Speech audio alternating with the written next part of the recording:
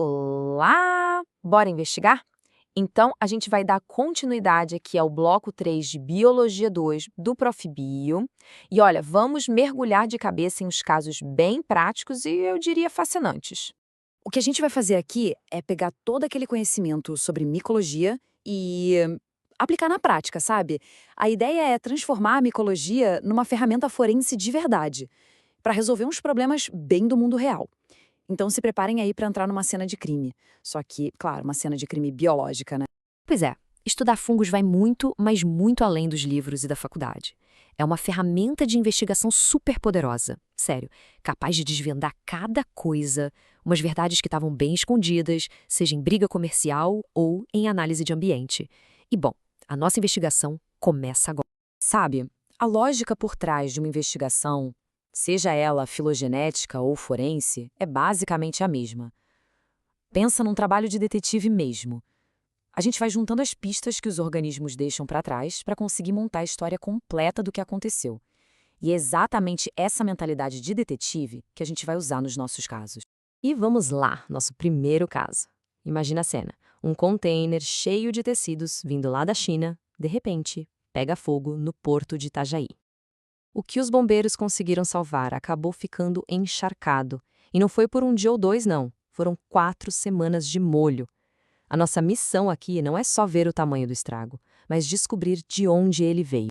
Ok, vamos organizar os fatos como num dossiê mesmo. Carga, tecidos, incidente, incêndio, dano, tudo molhado. O dilema é o seguinte: dá para vender essa mercadoria ainda ou é perda total? E o mais importante, o que foi que causou essa contaminação toda? A decisão de um juiz está dependendo do nosso laudo. A pressão, gente, é grande. Beleza. Toda análise forense começa por aqui. A primeira evidência. Dando uma olhada a olho nu, a gente já vê essas manchas no tecido. Essa é a nossa pista inicial, sabe? O primeiro alarme de que tem alguma coisa bem errada com essa carga. Agora, a gente pega a lupa, ou melhor, um estereomicroscópio, para dar um zoom. E aí, a coisa muda completamente de figura. Com aumento de 40 vezes, aquilo que parecia só uma manchinha se transforma numa massa de filamentos. Parece uma teia de aranha, o que já indica, e com força, que tem micróbio crescendo ali. E agora, a prova cabal, direto do microscópio. Olhando essas imagens, não tem mais dúvida nenhuma. O que está crescendo ali é fungo. A gente consegue ver direitinho as hifas, que são tipo o corpo do fungo, sabe? E até as estruturas de reprodução que espalham ele por aí.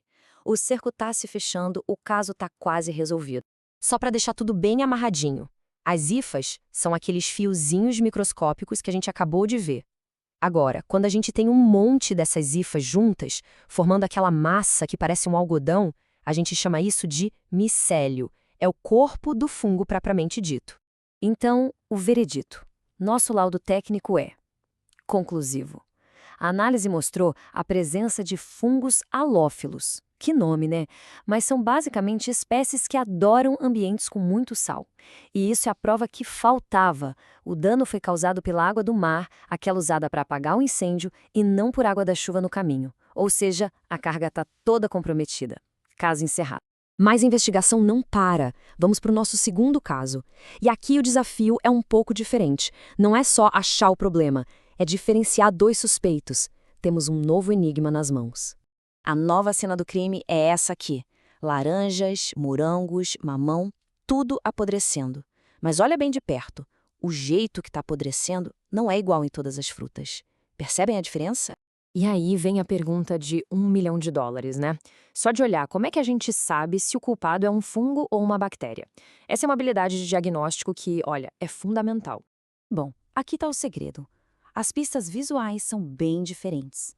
A podridão de fungo, o famoso bolor, tem aquela cara mais seca, meio aveludada, parecendo algodão, sabe? Isso por causa do micélio.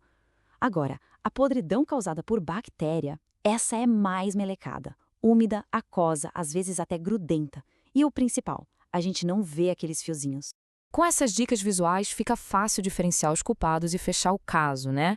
Mas agora que a gente já bancou o detetive, vamos pro pulo do gato. Como é que a gente leva tudo isso para a sala de aula? Como transformar esses mistérios numa ferramenta de ensino super poderosa? E a grande sacada é essa. Esses casos são uma ferramenta incrível para ensinar na prática o que é o raciocínio hipotético-dedutivo, que nada mais é do que o coração do método científico, né? A gente junta a parte divertida da investigação com um conceito que é a base de tudo na ciência. E olha só que legal, isso dá uma estrutura bem clara para o processo. Passo 1, observar o problema. Passo 2, criar as hipóteses. O que será que aconteceu? Passo 3, ir atrás das evidências, coletar as provas. E o passo 4, analisar tudo e chegar a uma conclusão. São os 4 passos do detetive científico, prontinho para usar. Então, a pergunta que fica no ar é essa: como a gente pode pegar essas estratégias e transformar nossos alunos em verdadeiros detetives da biologia? Despertar aquela curiosidade, o pensamento crítico, porque no final das contas, as pistas para os maiores mistérios da ciência muitas vezes estão ali, bem na nossa frente, só esperando para serem descobertas.